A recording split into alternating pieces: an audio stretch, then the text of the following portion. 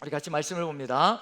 디모데전서 2장 1절부터 6절까지의 말씀입니다. 우리 읽으시면서 어떤 내용이 계속 반복되어지고 있는지 그게 오늘의 이제 주제가 될 겁니다. 디모데전서 2장으로 넘어가서요. 같이 한번 천천히 읽습니다. 같이 시작. 그러므로 내가 첫째로 권하노니 모든 사람을 위하여 간구와 기도와 도고와 감사를 하되 임금들과 높은 지위에 있는 모든 사람을 위하여 하라. 이는 우리가 모든 경건과 단정함으로 고요하고 평안한 생활을 하려 함이라. 이것이 우리 구주 하나님 앞에 선하고 받으실 만한 것이니 하나님은 모든 사람이 구원을 받으며 진리를 아는 데 이르기를 원하시느니라. 하나님은 한 분이시요 또 하나님과 사람 사이에 중보자도 한 분이시니 곧 사람이신 그리스도 예수라. 그가 모든 사람을 위하여 자기를 대속물로 주셨으니 기약이 이르러 주신 증거니라. 아멘. 아멘. 같이 읽으면서 6절을 읽었는데요, 6절을 읽으면서 반복적으로 나오는 게 있습니다. 4번씩이나 반복되어지는데 6절에 4번이면 작은 숫자는 아니거든요. 거의 한 절에 한 번씩 반복하다시피 한다는 내용인데, 무엇이 어떤 것이 계속 반복되어지고 있는지 혹시 느끼셨나요? 찾으셨나요? 어떤 단어인가요? 모든 사람을 위하여. 모든 사람을 위하여. 네.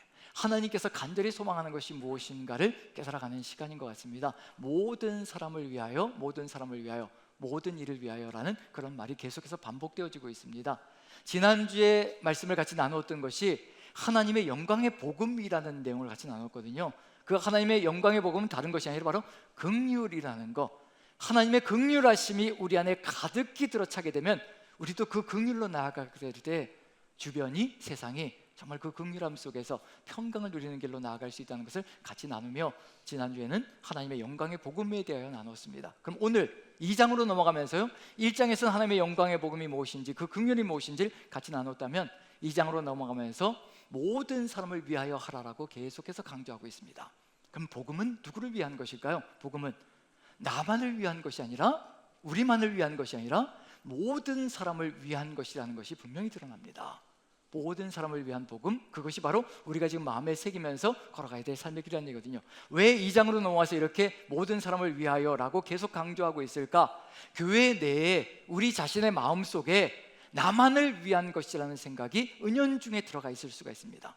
나는 조금 더 특별하니까, 나는 하나님 앞에서 조금 더 나은 삶을 사니까 나는 먼저 구원하셨고 나를 구원해 주셨다라는 그런 생각이 우리 안에 들어올 수가 있거든요. 그래서 구별된 삶이 아니라 분리를 시켜버릴 때가 있습니다. 그래서 저 사람과 나를 분리시켜서 걸어갈 때가 있거든요. 우리에게만 있는 것이 아니라 이미 초기 교회 시절부터 이런 마음들은 교회 안에 싹트기 시작했다는 것. 하지만 하나님의 간절한 소망은 모든 사람이 다 구원에 이르기를 간절히 소망하시며 모든 사람의 복음이 되기를 간절히 소망하신다는 것. 그래서 긍휼의 복음은 나만을 위한 것이 아니라, 우리만을 위한 것이 아니라 아직도 믿지 않는 수많은 사람들을 위하여 하나님께서 마음을 가지고 가시고 계신다는 것을 안다면요, 오늘 이 제목과 더불어서 같이 한번 나가봤으면 좋겠습니다. 한번 오늘 제목을 보시면요, 모든 사람을 위한 복음이라는 제목으로 같이 나아갑니다. 자, 모든 사람을 위한 복음을 위해서 가장 중요한 게 무엇일까 한번 생각해 봅니다. 무엇일까? 모든 사람이 복음을 받아들이고 모든 사람이 예수 그리스도를 구주로 고백하는 삶을 이끌어가기 위해서 가장 중요한 게 무엇일까? 무엇을 하는 것이 가장 소중한 일일까? 아마 생각하면 딱 먼저 떠오르는 것이 우리 모두가 증언자가 되어서, 증인이 되어서 나가서 예수 그리스도를 증거하는 것, 예수 그리스도를 전파하는 것, 아마 그것이라고 생각할 수가 있는데, 그런데 첫 번째로 보여주는 게 다릅니다. 한번 다시 한번 본문을 보여주시면요, 바로 이렇게 이야기를 합니다. 1절을 제가 다시 한번 읽어보겠습니다. 그러므로 내가 첫째로 권하노니 모든 사람을 위하여 간구와 기도와 도고와 감사를 하되. 여기서 첫째로라고 되어 있거든요. 첫째로 권하노니라고 되어 있습니다. 만약에 중요성에 순서로 첫 번째이고 두 번째이고 세 번째라고 한다면 이건 계속 찾아가면 되는 거거든요. 그런데 첫째로라는 이 표현은 순서를 얘기하는 게 절대 아니거든요. 1번, 2번, 3번, 4번 순서를 얘기하는 게 아니고요, 가장 중요한 것, 가장 최우선으로 가슴속에 새겨야 될 것, 그걸 얘기하는 거거든요. 왜냐하면 첫째로라고 얘기해놓고 둘째, 셋째, 넷째 전혀 나오지 않습니다. 둘째도 나오지 않고요, 셋째도 나오지 않습니다. 이걸로 그냥 끝인 거예요. 그럼 결국 무슨 얘기냐면 이 첫째로라는 얘기는 가장 중요한 것이 무엇인가, 우리가 마음에 끊임없이 잊지 않고 새겨야 될 것이 무엇인가, 그걸 알려주고 있는 중입니다. 먼저 발벗고 뛰어나가서 증거하는 것이 첫 번째가 아니라는 것을 얘기하고 있습니다. 여기에 뭐가 들어가냐면 간구와 기도와 도구와 감사를 하라라고 되어 있습니다. 이게 가장 중요하다고 얘기하는 겁니다. 왜 이것이 가장 중요하다고 얘기할까? 이걸 한마디로 얘기하면 뭘까요? 이 네 가지, 간구, 기도, 도구, 감사, 이 네 가지를 한 가지로 딱 줄이면 어떤 단어가 될까요? 여기 들어가 있는 단어이기도 한데 들어가 있으니까 그게 아닌 줄 알고 지금 이제 다른 걸 막 생각하시는 것 같은데요, 이걸 다 합쳐서 뭐라고 얘기할까요? 기도. 뭉뚱그려서 다 기도라고 얘기할 수가 있습니다. 기도의 종류를 네 가지로 보여주고 있는 중이거든요. 그런데 이 모든 것을 다 합쳐서 한마디로 딱 기도가 될 겁니다. 대표적인 기도. 그럼 기도가 도대체 뭐길래 이렇게 모든 복음 전문, 모든 사람이 복음을 받아들이고 모든 사람이 복음의 길로 갈 수 있는데 기도가 가장 중요한 것일까? 라고 한번 생각해 볼 수가 있는 거죠. 자, 거기에 네 가지가 들어가 있습니다. 첫 번째가 간구고요, 두 번째가 기도고, 세 번째가 도구고, 네 번째가 감사라고 되어 있는데, 자, 첫 번째 간구는 우리가 삶을 살아가며 절박하게 필요한 것, 갑작스럽게 우리의 삶에 엄습해 들어온 수많은 사건들과 상황들로 말미암아 우리가 기도하는 것, 그래서 간절하게 간구하는 내용, 그래서 급박한 내용이 들어가 있는 것이 바로 이 간구에 포함되어지는 겁니다. 우리도 삶을 살아가다 보면 급박한 기도들이 들어오지요. 우리 삶의 여정 속에서 중보기도 창에 보면 여러 가지 급박한 기도들이 들어오고 우리의 삶에 부닥쳐오는 수많은 또 급박한 기도들이 있습니다. 자, 이 급박한 기도들이 만약에 우리가 원하는 그대로 이루어진다면 참 좋겠지만 어떤가요? 이 급박한 기도, 생명의 경각에 놓여 있는 그 상황 속에서 때로는 살려주시기도 하시고 때로는 거두어 가시기도 하시고, 분명히 똑같이 기도했거든요. 똑같은 간절함을 가지고 똑같이 기도했습니다. 그런데 결과가 달라질 때가 참 많습니다. 우리의 뜻대로 되어지든가요, 하나님의 뜻대로 되어지든가요? 하나님의 뜻대로 되어진다는 것을 알 수가 있습니다. 간절함의 급박한 상황 속에서, 정말 비상 상황 속에서 기도할 때에도 하나님은 그 기도를 통하여서 우리를 이끌어 가시는 장소가 있거든요. 하나님의 뜻과 일치시켜서 하나님의 뜻을 이루어가는 그 상황 속에서 하나님의 귀한 역사가 무엇인지를 보게 만들어가는 역사가 그 속에 들어가 있다는 걸 깨닫습니다. 한나라는 여인을 아시는 줄 압니다. 구약 성경 속에서 아들이 없었죠. 그래서 간절하게 기도하며 나갔던 삶을 살아갔던 여인입니다. 얼마나 절박했을까? 그 당시에 이스라엘 땅에서 여인이 아들이 없다는 것은 말 그대로 수치 그대로고요, 멸시, 조롱을 받는 삶이었고 아무것도 아닌 존재가 되어버리는 겁니다. 그게 바로 여인들의 그 당시의 삶이었는데, 그 처절함과 절박함이 얼마나 간절했을까? 그 간절함으로 하나님께 기도하는 겁니다. 간구를 하는 거죠. 근데 간구를 하는데 만약에 그 간구를 올리자마자 사무엘을 하나님께서 주셨다면 어떻게 되었을까요? 한나가 그 사무엘을 하나님께 올려드렸을까요? 저는 그렇게 생각하지 않습니다. 내 것인 줄 알고 내가 내 마음대로 사용하는 그런 일이 벌어질 겁니다. 급박한 상황 속에서 이것이 이루어졌을 때 그 모든 것이 나를 위한 것인 줄 알고, 그리고 나를 위해서 사용하는 그런 길로 나가는 역사가 펼쳐지는데, 하나님께서 한나의 기도를 그 간절함 속에서 1, 2년의 세월이 아닐 것이라는 얘기거든요. 멸시와 조롱을 받으면서 핍박을 받으면서 살아왔던 세월이 1, 2년이 아닐 겁니다. 한나의 입에서 하나님의 뜻이 이루어지는 기도가 나올 때까지 그 기도를, 그 간구의 기도를 이끌어 가시는 것을 봅니다. 결국 한나의 입에서 어떤 말이 쏟아져 나갈 때까지요? 하나님, 아들을 주시면 그 머리에 삭도를 대지 않고 하나님께 온전히 올려 바쳐 드리겠습니다. 그 기도가 쏟아져 나올 때까지, 무엇을 깨달을 때까지 나아가고 있는 중이냐면 하나님의 뜻이 무엇인지, 내 이 상황 속에 이 아픔의 상황이 어떤 의미를 가지고 있는 것인지, 나는 내 인간적인 고통과 아픔밖에는 생각하고 있지 못하지만 하나님께서는 이 아픔까지도 사용해서 결국 어디로 하나님의 뜻을 이루어가는 길로 인도해 가실지, 그걸 볼 수 있는 데까지 이끌어 가시는 하나님의 역사가 있거든요. 우리 앞에 간절한 소망이 들어가 있습니다. 정말 간절하지요. 생과 사가 오가는 그 상황이 펼쳐질 때가 참 많습니다. 내 모든 것을 송두리째 내어놓고 하나님께 내 목숨까지 내어놓고 기도할 때가 있습니다. 근데 그것이 어떤 기도인지 한번 돌아보시죠. 내 이기심인지 내 주장인지 아니면 하나님의 뜻이 이루어지는 것인지 한번 천천히 살펴보십시오. 그 상황을 허락하신 분도 하나님이시거든요. 그 상황을 우리에게 주신 분이 하나님이십니다. 그것이 우리 가슴 속에 그대로 믿음으로 간절히 박힐 때 하나님께서 이 상황을 허락하신 이유가 무엇일까? 나에게 이 상황을 주신 이유가 무엇일까? 이 절박함을 나에게 허락하신 이유가 뭘까? 그걸 되짚어 주님과 함께 나아가며 간구의 기도가, 내 삶의 필요를 채워달라고 간절히 부르짖던 그 기도가 결국 하나님의 필요였다는 것을 깨닫고 하나님의 뜻에 일치되어 걸어가는 것, 그 기간까지 이끌어가며 결국 간구의 기도가 어디까지 가기를 소망하시느냐면요, 하나님의 뜻을 이루어가는 것으로 연결시켜 가기를 간절히 소망하신다는 것. 그걸 우리가 안다면 지금 이 절박한 상황은 분명히 하나님께 뭔가가 있을 겁니다. 한나의 태를 부여잡은 이유는 반드시 분명히 이유가 있을 것이거든요. 왜 안 주셨을까? 하나님께도 간절히 사랑이 필요하다는 겁니다.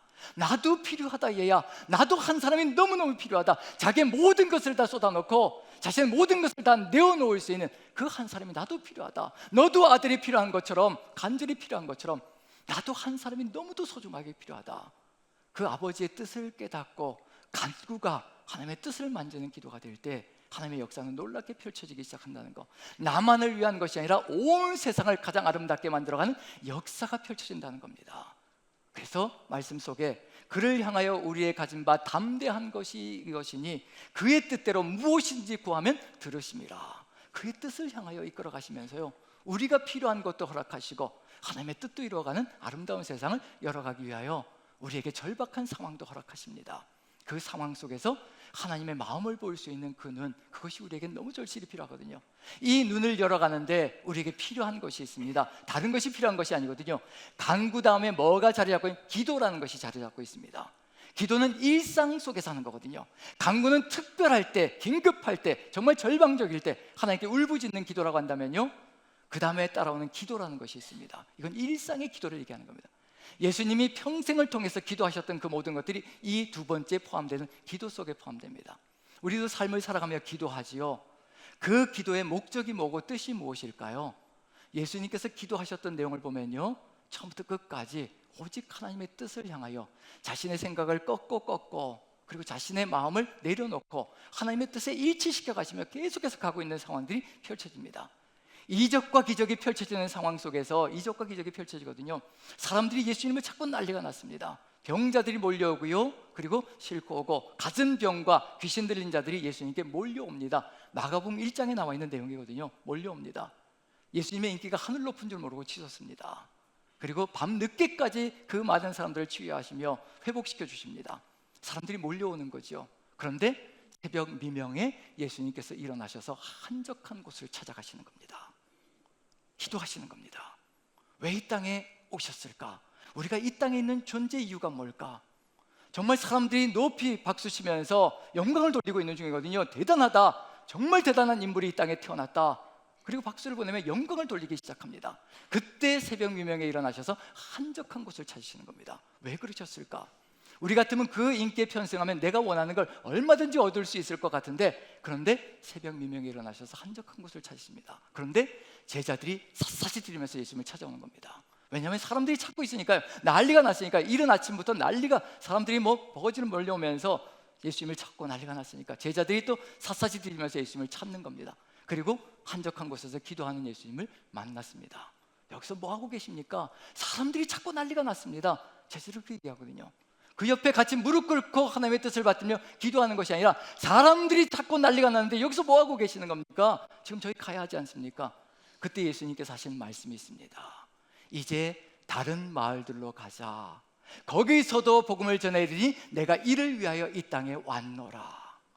인기를 얻으려고 오신 게 아니란 얘기거든요. 왜 기도하셨을까요? 하나님의 뜻이 무엇인지, 내 삶이 일사천리로 나아갈 때 가장 두려운 시간입니다. 모든 것이 축복으로 완벽하게 열려지면서 내 삶이 아름답게 아무 부족함이 펼쳐질 때요, 그때가 제일 무서운 시간입니다. 내 영광을 가지고 내 삶을 내 마음대로 살아가려고 하기 때문이거든요.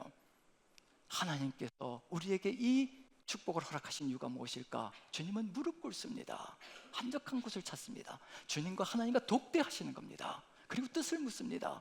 왜 제가 여기 있습니까? 이 축복은, 이 놀라운 영광은 다 무엇을 위함입니까? 아버지, 다른 사람들이 이런데 나는 이렇게 누리고 있는 것은 어떤 이유 때문입니까? 하나님께 묻는 겁니다. 그리고 주님의 뜻과 일치되어서 가는 거예요. 이게 일상의 기도라는 겁니다. 일상의 기도가 끊어지는 그 순간에요, 간구와 절박함도요, 내 뜻을 위해서 사용하는 어리석은 존재가 되기 시작합니다. 하지만 일상의 기도가 하나님과 연결되어져서 일상 속에서 하나님의 뜻을 모르며 걸어갔던 그 삶은요, 절박한 상황이 닥쳐도 누구의 뜻을 찾게 되면 하나님의 뜻이 무엇인가를 묻게 되고 찾게 됩니다. 그리고 거기에 덧붙여서 또 어떤 일이 벌어질까요? 도고가 나와지고 있잖아요. 도고는 다른 말로 하면 중보라는 뜻입니다. 영어로 인터세션이라고 얘기하는데, 다른 사람을 위해서 기도하는 것이 도고입니다. 도고, 구할 거, 알릴 거 해서, 이렇게 해서 알린다, 하나님께 알린다라는 그런 의미가 들어가 있거든요. 내 상황을 알리는 것이 아니라 다른 사람의 상황을 하나님께 알리는 겁니다. 주님의 뜻이 무엇인지, 저도 중보기도 창이 있거든요. 중보기도 이제 카톡으로 계속해서 들어오는데, 절박한 상황들이 계속해서 알려집니다. 그 상황 속에서 정말 이걸 어떻게 해야 될 것인가, 기도를 하지만 그 속에서 무엇을 찾으려고 애를 쓰냐면, 하나님, 이 형제에게, 이 자매에게 이 상황을 허락하신 이유가 뭡니까? 제가 지금 이 순간에 이걸 없애달라고 기도하는 것이 옳은 겁니까? 아니면 이 상황 속에서 이 형제가, 이 자매가 하나님께서 이 상황을 통하여 이루어가기를 간절히 소망하시는 그 뜻을 깨닫게 해달라고 제가 기도하는 것이 옳습니까? 그걸 갈등할 때가 참 많거든요. 당장이 어렵고 고통스러우니까 당장 해결해 달라고 기도는 하지만, 하나님 이것을 허락하신 이유가 뭡니까? 하나님의 뜻이 무엇입니까? 그걸 묻는 것이 최우선이거든요. 결국은 이 모든 기도가 어디로 가고 있을까요? 간구, 기도, 도고 다 어디를 향해서 가고 있는 걸까요? 하나님의 뜻이 무엇인지, 아버지의 뜻이 무엇인지, 이것이 우리 가슴 속에 새겨지지 않으면요, 늘 우리는 다른 방향을 향해서 갈 수가 있습니다. 그리고 마지막에 뭐가 나타나나요? 감사가 들어가 있습니다. 감사할 상황이 아니에요. 응답도 아직 없습니다. 지금 한나의 이야기를 아까 펼쳐놓는다면 수년의 세월 동안, 수십 년이 될 수도 있습니다. 그 세월 동안 응답이 없습니다. 감사가 어떻게 쏟아져 나갈 수 있을까요? 근데 기도의 마지막이 감사라고 얘기합니다. 어떤 때 감사가 이루어질까요? 믿을 때 감사가 이루어집니다. 나는 주님의 뜻을 받들어서 기도했고, 주님의 뜻이 이루어지다 기도했으니 이제 하나님께서 하실 것이라 믿으며 하나님께 온전히 맡길 때, 그때 우리 입술에서 감사가 쏟아져 나올 수가 있습니다. 그래서 빌립보서 4장 6절 7절을 보면, 아무것도 염려하지 말고 모든 일에 기도와 간구로, 기도 간구 들어가기, 모든 일에 기도와 간구로 너희 구할 것을 감사함으로 하나님께 아뢰라. 왜냐하면 모든 지각에 뛰어나신 하나님의 평강이 그리스도 예수 안에서 너희 마음과 생각을 지킬 것이라. 모든 지각에 뛰어나신 분은 내가 아니라, 우리가 아니라 하나님이시라는 겁니다. 이 기도하게 하셨고, 이 간구하게 하셨고, 이 중보하게 하셨고, 이 상황들이 펼쳐지게 하신 분은 우리 하나님이시고요, 그리고 이것이 어디로 가서 결론에 도달하게 할지, 가장 최선의 길로 이끌어 가실지, 그 모든 것을 아시는 분은요, 그 길까지 아시는 분은요, 모든 지각에 뛰어나신 하나님밖에 없습니다. 우리는 몰라요. 저도 모릅니다. 어떤 길로 갈지 모릅니다. 어젯밤에도 9시 반쯤 저는 이제 말씀 다시 한 번 더 이렇게 쭉 정리하면서 머릿속에 새기고 이제 잠자리에 들려고 하는 그 순간에 카톡이 띵동 옵니다. 폭우가 내렸잖아요. 그리고 사진을 몇 장 보내주셨어요. 우리 교회 이제 부부인데 사진을 보내주셔서, 목사님 기도해 주세요 라고 사진을 보냈는데, 어떤 사진이냐면 아파트인데요, 본인은 10층에 살고 있어요. 근데 아파트 1층을 보니까, 사진 3장이 왔는데 1층을 보니까 밑에서 사람들이 다니는데요, 물이 여기까지 찼어요. 가슴까지 찼습니다. 아파트 1층은 이미 침수가 되었다는 얘기예요. 10층인데 하도 비가 와가지고, 오래된 아파트라 물이 누수가 계속 된다는 겁니다. 10층에서도요 누수가 된다는 얘기예요. 그래서 기도해 달라는 겁니다. 이거 어떻게 해야 될지 모르겠다라고. 저도 기도할 수밖에 없는 거죠. 제가 비를 막아줄 수도 없는 거고 어떻게 할 수도 없잖아요. 그리고 기도하면서 그 카톡을 보내기를, 하나님의 뜻이 무엇인지 가장 선하신 길로 이끌어 가실 것을 믿고 함께 기도합니다, 이렇게 응답을 보냈거든요. 오늘 이제 한번 알아봐야 될 것 같아요. 어떻게 상황이 벌어졌는지. 하나님의 뜻이 무엇인지, 그 속에서 정말 비가 줄줄 새잖아요. 폭우는 계속 내리고, 밑에는 나갈 수도 없는 상황이고, 이미 1층 문은 다 물에 잠겨 있으니까요, 나갈 수도 없는 상황이고, 그런 상황이 펼쳐지고 있는 것이 우리의 삶의 정황 속에 드러나고 있는 중이거든요. 이런 상황 속에서 우리가 정말 하나님의 뜻을 향하여, 그 뜻이 무엇인지, 내 집이 다 망가지고 있는 상황이고, 이런 상황 속에서 하나님의 뜻을 향하여 갈 수 있는 것, 그건 믿음밖에 없습니다. 감사가 쏟아져 나올 수 있는 것은요, 모든 지각에 뛰어나신 하나님의 평강이 우리를 이끌어야 어떤 상황 속에서도 흔들림 없이 삶을 살아갈 수가 있거든요. 그 길이 우리의 삶의 길 속에서 첫 번째로 왜 기도라고 이렇게 강조하시는 걸까?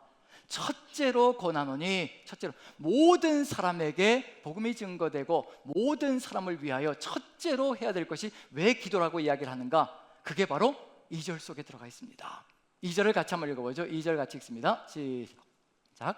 임금들과 높은 지위에 있는 모든 사람을 위하여 하라. 이는 우리가 모든 경건과 단정함으로 고요하고 평안한 생활을 하게 하려 함이라. 여기서 누가 먼저 들어가 있나요? 전 이 말씀을 준비하면서 일주일 동안 상당히 마음이 좀 회개하는 마음이 컸습니다. 하나님 앞에 좀 나아가면서 자복하면서 제가 이렇게 편협스러웠군요라는 생각을 하면서 하나님께 무릎 꿇고 제 기도의 폭을 넓혀야 되겠습니다. 하나님, 저에게 하나님의 뜻을 더 깊이 알려주셔서 기도의 폭이 넓혀지게 도와주옵소서. 솔직히 말씀드리면요, 저도 여기 기도 수첩을 가지고 다니거든요. 여기에 이제 기도 제목이 나올 때마다 기도를 적습니다. 적어서 이제 기도하고, 그 다음에 응답된 것은 이제 동그라미를 쳐서 이제 계속해서 지워 나갑니다. 근데 여기에 가장 1순위로 기록된 기도 제목이 뭘까요? 1순위로 기록된 기도 제목, 새벽 예배도 그리고 또 금요시마에도 펼쳐놓고 기도하는데 1순위가 뭘까요? 급박한 질병으로 말미암아 생사가 오가고 있는 형제 자매들 이름이 1순위로 기록되어 있습니다. 항상 기도할 때마다 1순위입니다. 그 다음에는 이제 정말 마음의 질병으로, 마음의 어려움과 힘겨움으로 그런 어떤 이제 여러 가지 어려움들이 있는 거죠. 삶이 어려우니까 그런 상황 속에서 교회를 나오지 못하는, 그래서 골방에 갇혀 있을 수밖에 없는 그런 지체들의 이름이 그 다음 순위를 따라갑니다. 그리고 갑작스럽게 이제 몰려오는 그런 상황들도 이제 이 기도 제목 속에 이제 계속해서 기록이 되어져 있고요. 제 기도의 내용들, 이 기도 수첩에 있는 내용들은요, 모두 다 내부자를 위한 기도들이었다는 것을 제가 깨닫습니다. 우리 성도님들을 위한 기도였거든요. 그런데 하나님께서 첫 번째로 뭐라고 얘기하는, 임금들과 높은 지위에 있는 모든 사람을 위하여 하라라고 얘기를 하고 있거든요. 한번 생각해 보시죠. 그럼 정치인들을 위하여 기도하라고 하는 것보다 이제 대통령이 새로 뽑혔으니까 우리 기도하고, 또 이번에 이제 장관들을 새로 세워가니까 또 그들을 위해서 기도하며 높은 지위에 있는 사람들을 위해서 기도해야 되겠구나. 단순히 이걸 얘기하는 게 아니더라고요. 이 시대 상황을 살펴볼 때 그게 아니더라고요. 원수를 위하여 기도하라는 얘기가 이 속에 들어가 있습니다. 그게 1순위더라고요. 왜냐하면 이 당시의 왕들 중에 기독교를 우호적으로 생각한 사람은 전혀 없습니다. 앞으로 수백 년 동안이요, 기독교를 우호적으로 생각할 사람은 전혀 없습니다. 이 기록이 되는 이 당시, 디모데전서가 기록되는 이 당시, 이때 왕이 네로였습니다. 네로. 이제 극렬하게 박해가 시작되기 시작하는 그 시점이 바로 이 시점이거든요. 그 전에 황제들도 기독교를 박해했고 들을 죽이는 일을 서슴지 않았고, 네로는 앞으로요 이제 죽이는 일을 서슴지 않으면서 잔혹한 박해가 이루어지기 시작할 겁니다. 우호적인 사람들을 놓고 기도하는 얘기가 아니라는 겁니다. 원수 같은 존재일지라도 그 원수들을 놓고도 기도하라는 그런 의미가 들어가 있습니다. 이 속에 제 마음이 갈기갈기 찢어지는 걸 느꼈습니다. 제가 정말 기도 수첩 속에 정말 원수 같은 존재, 내가 배척하고 싶은 존재를 이름을 적어놓고 기도한 적이 있었던가, 내 삶 속에 정치적인 이념이 다른 사람들을 놓고 기도했던 적이 있었던가, 배척하려고 너는 아니다, 너는 나하고 가는 길이 다르다라고 끊어버리려고 했던 적은 있을지 모르겠지만, 그런 사람들을 놓고 간절하게 1순위로 놓고 기도했던 적이 있었던가. 왜 기도가 먼저 갈까? 모든 사람을 위하여 간구와 기도와 도구와 감사를 하라. 왜 이 기도 내용을, 기도를 해야 된다고 얘기하실까? 우리가 기도할 때요, 내 뜻을 따라가지 않는다는 겁니다. 그래야 모든 사람에게 복음이 증거될 수 있는 길이 열린다는 겁니다. 내가 원치 않는 사람 다 끊어내고, 나하고 사상과 이념이 다른 사람 다 끊어내고, 나하고 관계가 척이진 사람 다 끊어내면요, 나만 할 사람이 없습니다. 우리 하나님은 그런 분이 아니시거든요. 먼저 누구를 위해 기도해야 된다고 분명히 선포하고 계시는 중일까? 지금 박해하는 사람들을 위해서 기도하며 그들을 위하여 간구하는 삶을 살아가야 된다. 하나님은 모든 사람을 구원하시기를 간절히 소망하시기 때문에, 그래서 지금 우리가 1순위에 놓고 기도해야 될 존재들이 누구일까? 멀어져 있는 사람들이 1순위라는 것을 먼저 얘기하고 있는 중입니다. 우리와 관계가 깨어져 있는 사람이 1순위라는 것을 얘기하고 있는 중입니다. 그들을 위하여 우리가 먼저 간구하며 나아갈 때 하나님 나라는 아름답게 펼쳐진다는 것. 그리고 두 번째로 나와 있는 게 2절의 마지막 부분을 보시면요, 이는 우리가 모든 경건과 단정함으로 고요하고 평안한 생활을 하려 함이라. 박해가 밀려 들어오고 고난이 밀려 들어올지라도 경건함을 잃지 않고, 경건은 하나님을 향한 예배를 얘기하는 거거든요. 하나님을 향하여 예배를 잃지 않고, 단정함, 이건 정중함이라고도 해석될 수가 있습니다. 환경과 상황들 속에서, 어떤 환경 속에서 내 삶의 단정함을 잃지 않고, 다른 사람들을 향하여 정중함을 잃지 않고, 나를 박해하고 찔러대는 사람들일지라도요, 내가 정중함을 잃지 않고, 그쪽에서는 무례하게 나를 공격해 들어올지라도 나는 내 정중함을 잃지 않고 걸어갈 수 있는 길, 그리고 내적으로 고요하고 평안하게, 그리고 평강의 길을 지켜나갈 수 있는 길, 그게 어디 있을까요? 하나님께 간구와 기도와 도구와 감사의 믿음이 든든하게 서 있을 때, 우리는 어떤 상황 속에서도 흔들림이 없이 바로 이러한 삶을 통하여서 하나님께 영광, 사람들을 사랑하고, 그리고 내 속에 평강이 가득한 삶으로 주의 뜻을 이뤄나가는 삶을 이루어갈 수 있다는 것을 알려주고 있는 중입니다. 그리고 이것이 무엇이라고 얘기할까요? 이것이 무엇인가? 이것이 바로 3절의 이것이라고 얘기합니다. 같이 한번 읽어보죠. 같이 시작. 이것이 우리 구주 하나님 앞에 선하고 받으실 만한 것이니, 이것이 하나님 앞에 선하다, 선하다. 이 기도를 통해서 하나님의 뜻을 깨닫고 원수 같은 존재들까지도 가슴에 품고 기도하며 그들까지도 구원의 길로 나가기를 간절히 소망해 나가는 것, 그것이 바로 선하고 아름답다라고 이야기를 합니다. 그리고 그 뭐라고 얘기할까요? 이것이 바로 하나님께 받으심직하다라고 얘기를 하고 있습니다. 자, 그럼 이제 이것이 우리 주님의 마음과 어떻게 일치되어지는가? 마태복음 5장을 보시면요, 산상수훈 내용 속에 바울은 그 예수님의 마음을 간절하게 깨닫고 있다는 것을 느껴볼 수가 있습니다. 자, 마태복음 5장을 좀 보여주시면요, 5장 43절 한번 읽어보죠. 43절 같이 시작. 또 내 이웃을 사랑하고 내 원수를 미워하라 하였다는 것을 너희가 들었으나, 이거 일반적으로 사람들이 살아가는 삶의 방식입니다. 이건 굉장히 좋죠. 편하고, 내가 나를 사랑해 주는 사람을 나도 사랑하고, 나를 배척하는 사람을 나도 배척하고, 이것처럼 쉬운 게 없습니다. 이것처럼 편한 게 없습니다. 이것은 하나님께서 뜻하신 바가 아니라는 것을 그대로 선포하고 있는 중입니다. 세상 사람들이 살아가는 방식이거든요. 세상 사람들이 이렇게 살아갑니다. 그런데 우리에게 기대하시는 게 뭘까요? 바로 44절입니다. 같이 한번 읽어보죠. 시작. 나는 너희에게 이르노니 너희 원수를 사랑하며 너희를 박해하는 자를 위하여 기도하라. 원수를 사랑하고 박해하는 자들을 위하여 기도하라. 나와 모든 것이 다를지라도, 내가 설사 공격을 당하며 내가 핍박을 받을지라도, 그 원수 같은 존재일지라도 사랑으로 나아가는 것, 그리고 그들을 위하여, 박해하는 자들을 위하여 기도로 나아가는 것, 이것이 이루어질 때 세상은 달라지기 시작합니다. 누가 이런 길로 나아갈 수 있을 것인가? 이런 사랑을 받은 사람만이 이 길로 나아갈 수가 있습니다. 우리가 하나님과 원수였다는 것을 우리가 깨닫지 못하면요, 우리도 똑같이 걸어갈 수밖에 없습니다. 우리는 죄덩어리였습니다. 죽어 있었습니다. 쓰레기였습니다. 그런 삶을 살아갔던 것이 우리의 삶의 정황이었거든요. 그런데 주님께서 우리를 생명을 주셔서 우리를 구원해 주신 겁니다. 주님께서 우리를 사랑을 베풀어 주신 거거든요. 그게 지난주에 했던 긍휼이라는 겁니다. 긍휼을 받을 자격이 전혀 없는데 우리 주님께서 목숨을 다하 내어주셔서 우리를 긍휼하게 사랑으로 이끌어 주신 겁니다.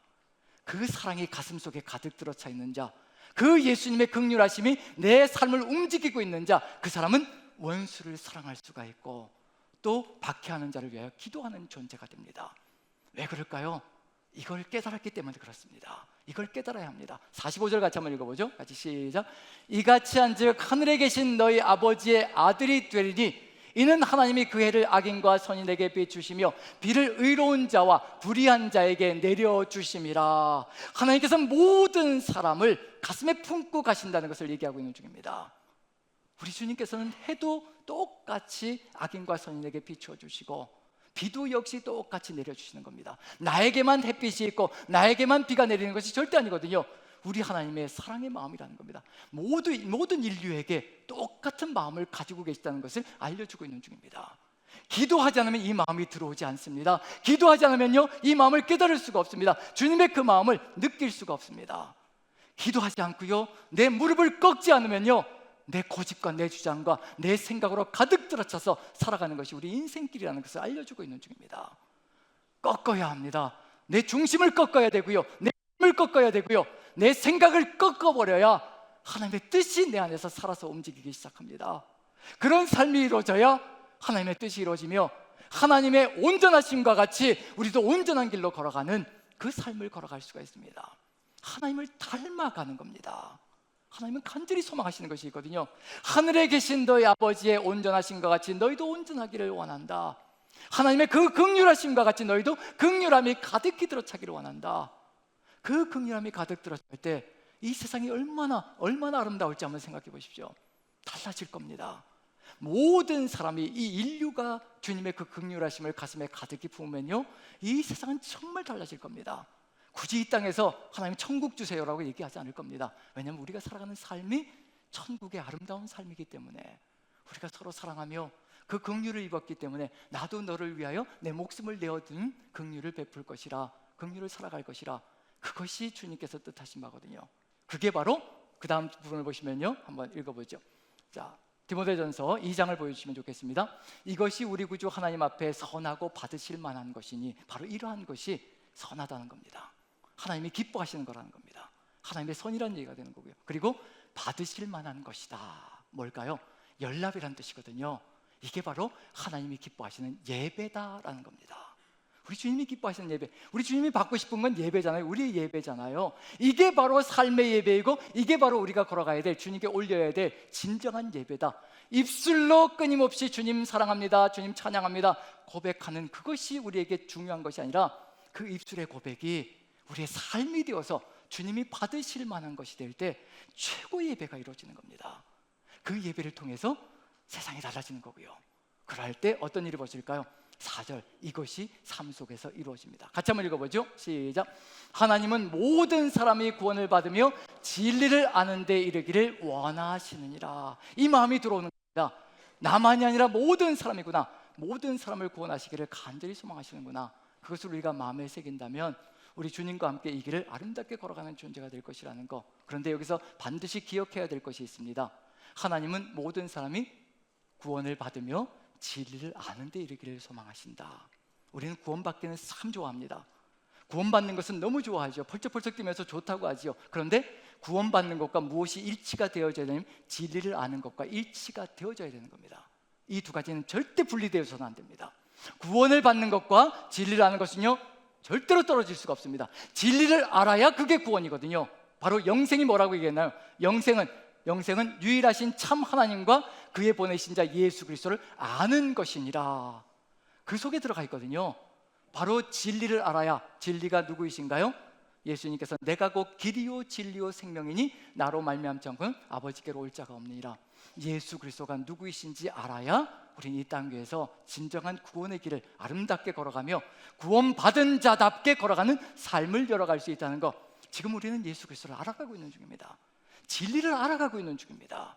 그 진리를 알아야 긍휼하심이 무엇인지를 정확하게 알 수가 있거든요. 그 긍휼하심이 무엇인지 정확하게 알아야 이 긍휼이 나만을 위한 것이 아니라 모두를 위한 것이라는 것을 고백하며 우리가 복음 증인의 사명을 온전하게 감당하는 역사를 펼쳐갈 것이라는 것. 그게 우리에게 주어진 소명이거든요. 자, 진리를 아는데 이 세상 속에 가짜 진리들이 참 많습니다. 우리 지금 묵상하는 내용이 뭔가요? 요한계시록을 묵상하고 있지요. 어제와 오늘 묵상한 내용이 무엇이든가요? 예, 죄송합니다. 예. 여기서 그 내용을 다 얘기하자면 이제 참 힘들겠죠. 특별하게 어제와 오늘 내용은요, 짝퉁입니다. 유사품입니다. 유사품에 속지 마세요가 주제입니다. 왜냐하면요, 용이 나오지요. 그 다음에 바다에서 올라온 짐승이 있지요. 땅에서 올라온 짐승이 있지요. 3마리예요, 3마리. 삼위일체를 흉내내고 있는 중입니다. 용은 하나님을 흉내낼 겁니다. 한번 읽어보세요. 하나님을 흉내내고 있습니다. 바다에서 올라온 짐승은요, 예수 그리스도를 흉내낼 겁니다. 땅에서 올라온 짐승은요, 성령의 역사를 흉내내고 있을 겁니다. 보혜사 성령께서 예수 그리스도를 증거하잖아요. 땅에서 올라온 짐승은요, 바다에서 나온 짐승을 증거할 겁니다.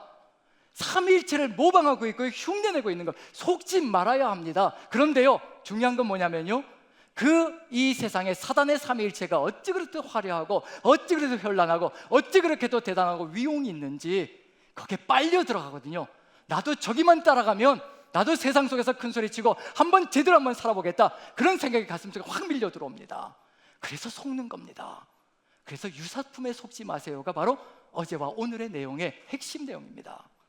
바로 진리의 길, 바로 예수 그리스도, 이 땅에 오신 주님이 누구이신지, 그 주님을 보내신 분이 누구이신지, 그리고 그분이 나를 위해서 일으켜 주신 것이 무엇인지 정확하게 깨달아야, 그 진리를 깨달아요, 흔들림 없이 세상 속에서 불교를 얘기하든 이슬람교를 얘기하든 유대교를 얘기하든 힌두교를 얘기하든 흔들림 없이요, 나는 내 주 하나님만 믿고 나아갈 것이라. 내 주님 같은 분이 없다. 이 세상에 둘도 없다. 그 고백이 쏟아져 나와야 하는 겁니다. 그래서 그 다음에 5절 6절은요 당연히 뭐가 나올까요? 진리가 뭔지를 가르쳐주는 겁니다. 우리가 구원받은 진리가 뭔지 정확하게 얘기해 주는 겁니다. 같이 한번 보죠. 5절 6절 같이 읽습니다. 5절만 읽습니다. 같이 시작. 하나님은 한 분이시요 또 하나님과 사람 사이의 중보자도 한 분이시니 곧 사람이신 그리스도 예수라. 오직 한 분밖에 계시지 않다. 하나님만이 한 분이시고 유일하신 전능자이시라. 그리고 그 하나님과 우리를 이어주실 분, 우리를 구원의 길로 이끌어가며 진리로 이끌어가실 분 유일하게 한 분이라는 겁니다. 우리 구주 예수 그리스도밖에 없다는 겁니다. 세상에 어떤 종교에서 어떤 분을 내세울지라도, 어떤 인생을 내세울지라도요, 하나님 어머니가 좋다고 할지라도, 또 보혜사가 여기 이 땅에 왔다라고 할지라도 절대 속지 마십시오. 다 짝퉁입니다. 유사품입니다. 거짓입니다. 오직 유일하신 참 하나님, 그리고 그 참 하나님께로 나아갈 수 있는 유일한 길, 오직 그리스도 예수 그리스도. 누구이신가요? 사람이신 그리스도 예수라고 합니다. 사람이 되신 그리스도 예수. 사람이 되셨다는 얘기는 뭘까요? 우리를 위해서 이 육신의 껍질을 입고 오신 겁니다. 자기를 비워 종의 형체를 가지사 사람과 같이 되시고 십자가까지 가셨으니 우리를 사랑하셔서 죽기까지 복종하신 주님, 그 한 분만이 우리를 구원의 길로 이끌어가고요, 유일한 진리라는 것을 얘기하는 겁니다. 그 진리가 우리를 이끌 때 어떻게 될까요?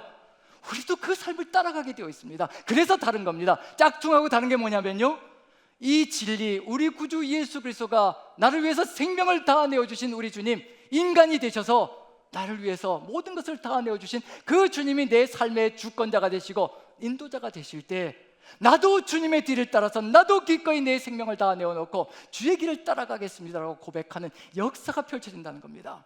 지금 우리의 심령 속에서 내 모든 것을 다 들여서 주님 한 분만 따라갑니다라는 이 고백이 우리의 입술에서 쏟아나가며 우리의 삶을 통해서 그 고백이 이루어지고 있다면요, 우리는 진리를 알고 있는 중입니다.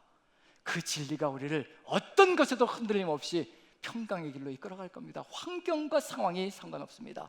어떤 상황 속에서도 평강을 이루어가며 주의 뜻을 받들어 나가는 삶이 이루어진다는 것, 그걸 우리에게 고백시키며 이끌어가고 있는 중입니다.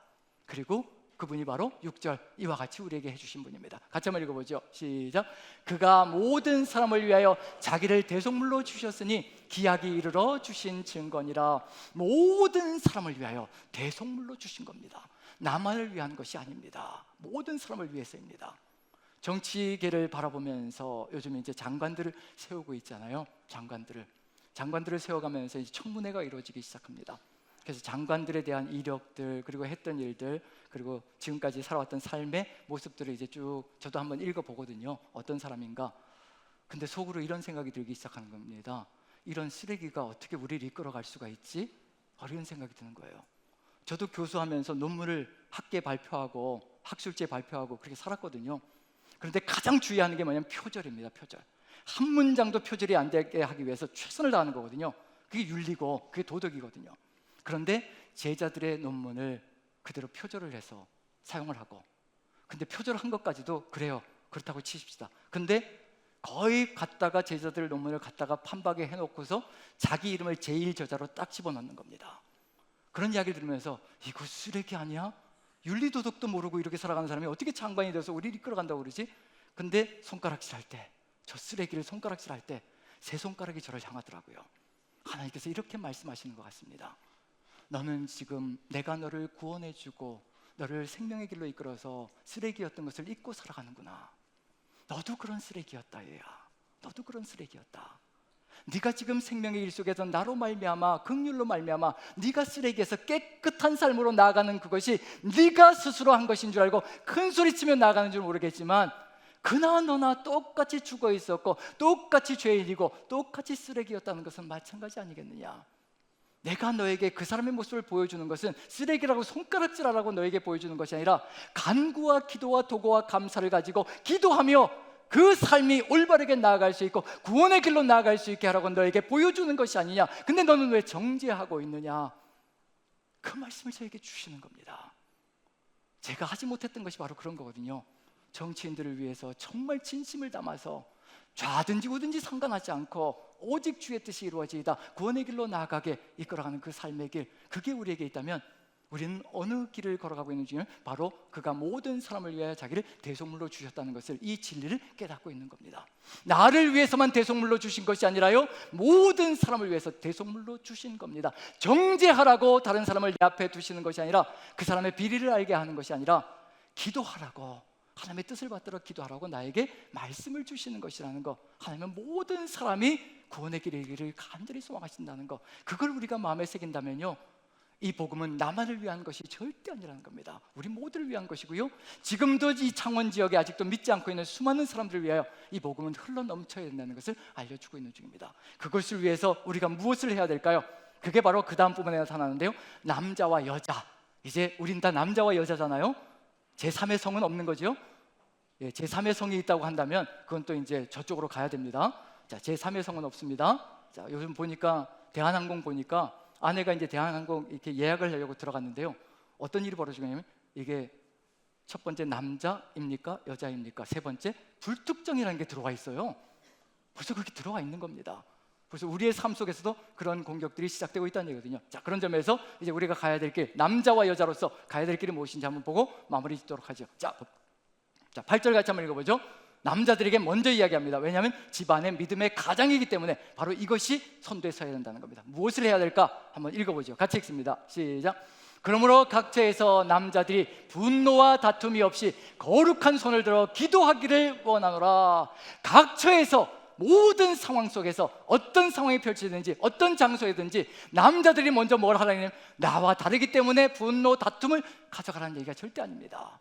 두 손을 높이 들고 기도하는 삶을, 간구와 기도와 도구와 감사의 기도를 쏟아부음으로 말미암아 우리 모두가 다 하나 되어야 될 존재라는 것을 가져가기를 소망하는 그 마음이 남자들 속에 들어가 있다는 것을 우리 하나님이 보여주고 계시는 중입니다.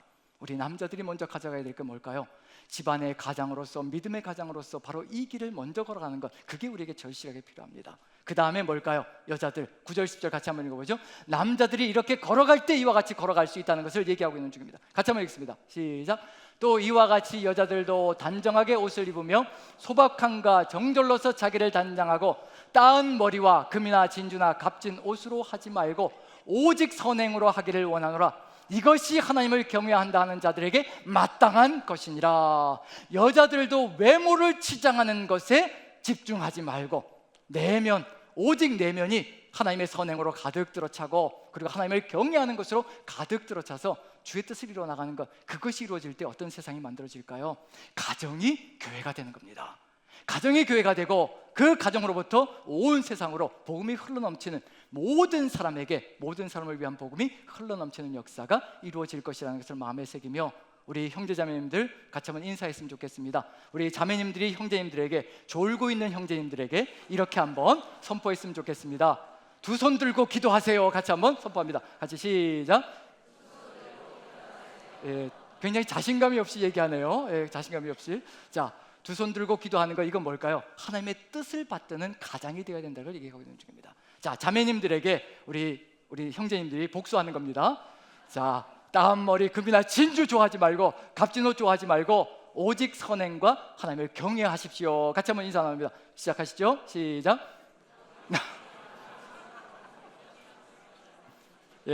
너무 길어서 포기하시는 것 같습니다. 제가 대신해 주죠. 따은 머리, 금, 진주, 값진 옷으로 하지 말고 선행과 여호와를 경외하는 것으로 가득히 채우셔서 형제자매가 하나 되어서 하나님의 뜻을 이루어가는 우리 남산교회 되기를 간절히 축원드립니다. 우리 기도하겠습니다. 같이 기도할 내용은, 하나님 도와주십시오. 우리가 세상의 환경 속에 사로잡히고, 그리고 사람들의 말에 사로잡혀서 무너질 때가 참으로 많습니다. 오직 주 예수 그리스도, 우리의 복음이신 주님만 바라보게 도와주시고, 오직 아버지께서 소망하시는 것, 이 세상 모든 사람이 우리와 같이 구원의 길로 가기를 간절히 소망하시는 그 마음, 기도로 가슴에 채우게 도와주시고, 그 기도로 주의 뜻을 이루어가게 도와주옵소서. 다 같이 한 목소리로 기도합니다. 기도하겠습니다. 사랑의 하나님, 우리 하나님께서 함께하여 주시어서 우리가 주와 함께 나가는 이 삶 멈추지 않게 도와주옵소서. 오직 주님의 그 마음 기도로 가슴에 새기게 도와주시고, 주의 뜻이 우리의 뜻 되게 도와주시어 아버지와 함께 나가는 이 삶이 되게 도와주시옵소서. 오직 주 예수 그리스도의 그 은혜가 우리 안에 가득 들어차 모든 사람을 위한 복음이 이 세상에 우리를 통하여서 아름답게 증거되게 도와주시옵소서. 이 모든 말씀 우리 구주 예수 그리스도 귀하신 이름 받들어 기도합나이다.